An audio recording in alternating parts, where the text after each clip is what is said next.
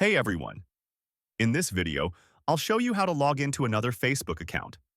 If you want to switch accounts or use a different profile on the same device, this method will help you do it easily.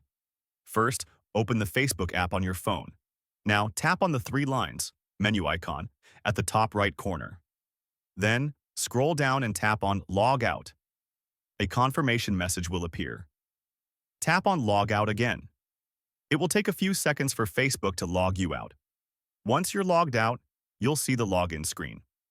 Here, you can see your other saved accounts.